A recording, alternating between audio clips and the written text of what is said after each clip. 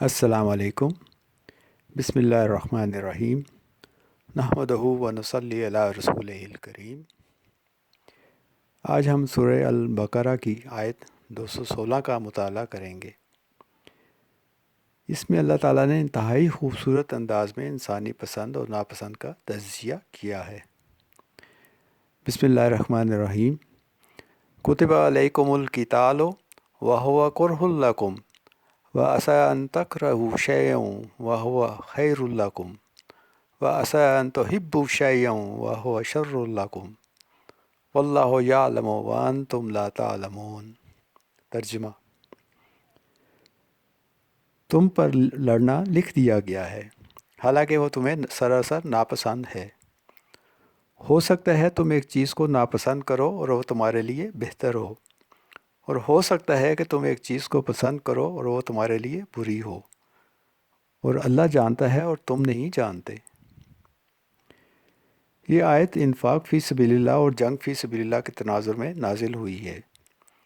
کیونکہ جہاد جان اور مال دونوں سے ہوتا ہے۔ آیت کے مفہوم کے لحاظ سے کہا گیا ہے کہ قتال یا جنگ تم پر فرض کر دیا گیا۔ یہ اسی طرح ہے جیسا کہ مثال کے طور پر حکم دیا گیا کہ روزے تم پر فرض کر دیے گئے۔ اب روزہ تو فرض ہے لیکن صرف رمضان کے پورے مہینے میں۔ اسی طرح جنگ یا قتال فرض کیا گیا جب کسی غیر مسلم قوم سے مدبھیڑ ہو۔ اس کا یہ مطلب نہیں کہ سارا سال قتال یا جنگ کو جاری رکھا جائے، لیکن یہ بات مد نظر رہے کہ جب کسی غیر مسلم قوم سے جنگ چھڑ جائے تو جنگ میں استطاعت کے مطابق مال اور جان پیش کرنا فرض ہو جاتا ہے۔ انسانی نفسیات کو سامنے رکھا جائے تو جنگ و جہاد کے ظاہری پہلو کے مطابق اس سے زیادہ ہولناک چیز کیا ہو سکتی ہے؟ اس لیے رب باری تعالیٰ نے فرمایا وَهُوَ كُرْهُ لَكُمْ، یعنی قتال تمہارے لیے ایک ناگوار شے ہے، لیکن اس کے ساتھ ہی اللہ تعالیٰ نے ایک یونیورسل اصول انسان کو سمجھا دیا کہ قریب ہے کہ تم کسی چیز کو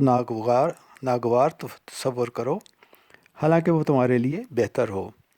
اور قریب ہے کہ کسی چیز کو پسند کرو اور اس میں تمہارے لیے شر ہو۔ یہاں ایک اصولی حقیقت واضح فرمائی کہ انسان اپنے لیے فوز و فلاح اور عروج و کمال کا راستہ خود طے نہیں کر سکتا، بلکہ وہ اللہ تعالیٰ کی ثواب دید ہے، کیونکہ اللہ ہی کو علم ہے کہ انسانی فطرت کے مضمرات اور صلاحیتیں کیا ہیں، اور وہ طریقے اور قاعدے کیا ہیں جن کو اختیار کر کے وہ اپنی تمام صلاحیتیں اجاگر کر سکتا ہے۔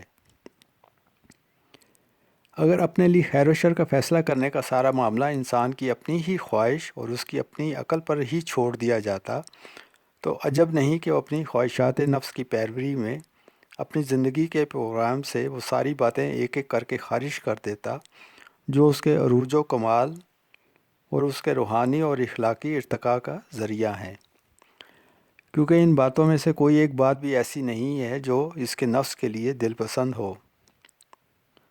بلکہ ایک سے بڑھ کر ایک نفس پر شاخ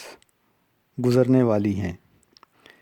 اسی طرح اس بات کا اندیشہ تھا کہ انسان اپنے اندر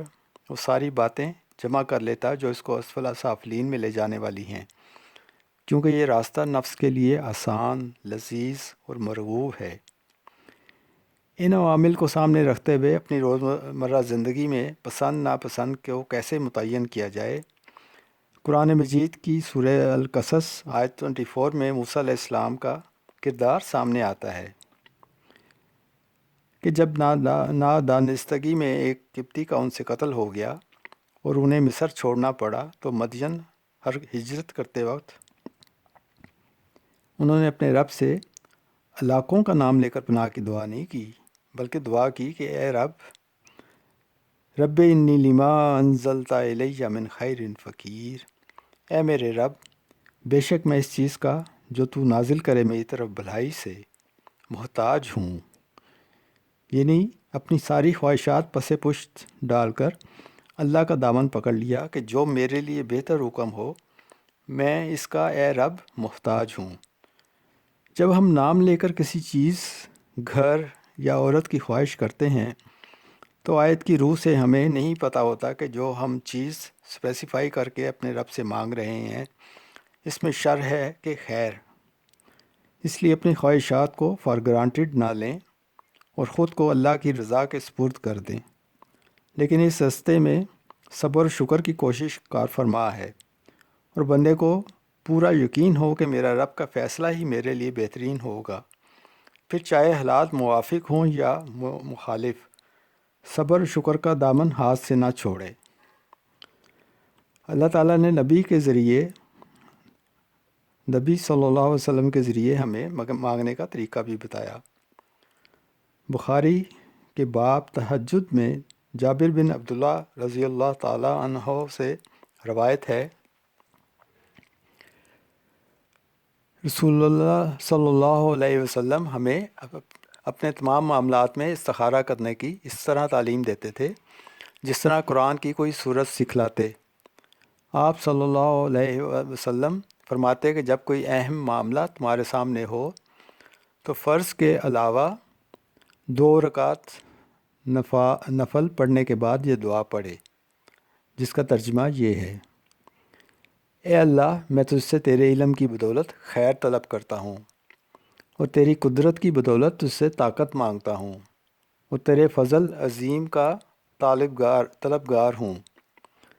کہ قدرت تو ہی رکھتا ہے اور مجھے کوئی قدرت نہیں، علم تجھ ہی کو ہے اور میں کچھ نہیں جانتا، اور تو تمام پوشیدہ باتوں کو جاننے والا ہے۔ اے میرے اللہ، اگر تو جانتا ہے کہ یہ کام جس کے لیے استخارہ کیا جا رہا ہے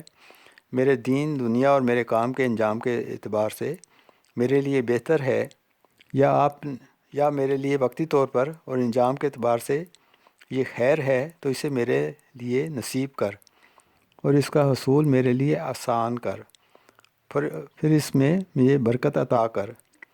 اگر تو جانتا ہے کہ یہ کام میرے دین دنیا اور میرے کام کے انجام کے اعتبار سے برا ہے تو اسے مجھ سے ہٹا دے اور مجھے بھی اس سے ہٹا دے، پھر میرے لیے خیر مقدر فرما دے، جہاں بھی وہ ہو وہ اس سے میرے دل کو مطمئن بھی کر دے۔ اس طریقے سے اللہ تعالیٰ نے اپنے بندوں کو رب سے اہم معاملات میں دعا کرنا سکھایا۔